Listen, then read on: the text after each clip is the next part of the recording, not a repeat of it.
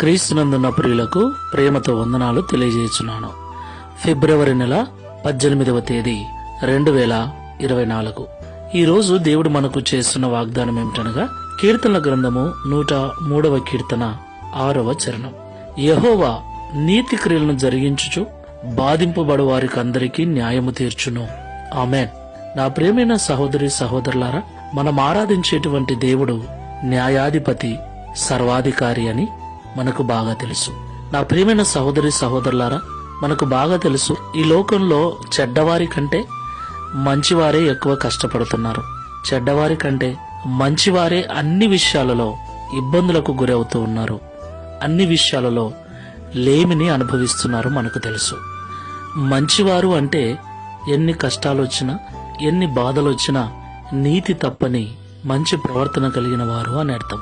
మంచిగా బ్రతికే వారికి, నీతిగా జీవించే వారికి నిజముగా బాధలు ఎక్కువే. అయితే ప్రభు అంటున్నాడు, ఎవరైతే నీతి క్రియలు జరిగిస్తూ ఈ లోకంలో బాధింపబడుతూ ఉన్నారో వారందరికీ నేను న్యాయం చేస్తాను అని. దేవునికి మహిమ కలుగును గాక.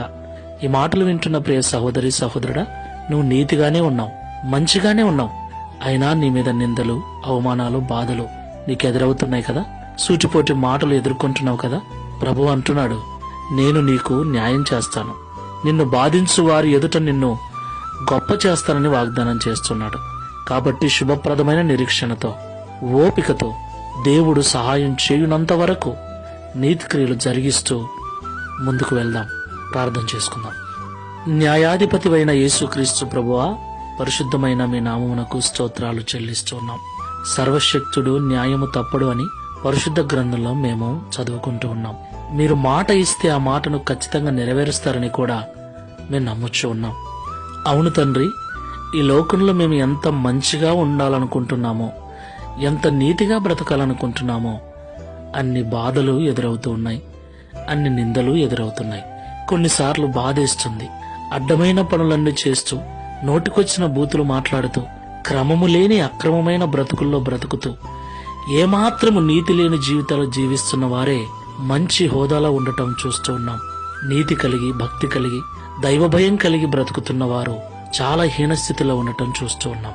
ఏది ఏమైనప్పటికీ నీతి క్రియలు జరిగిస్తూ ఒకవేళ బాధను అనుభవిస్తూ ఉంటే వారికి నేను న్యాయం చేస్తానని ఈ ఉదయకాల సమయంలో మాతో మాట్లాడినందుకు స్తోత్రాలు.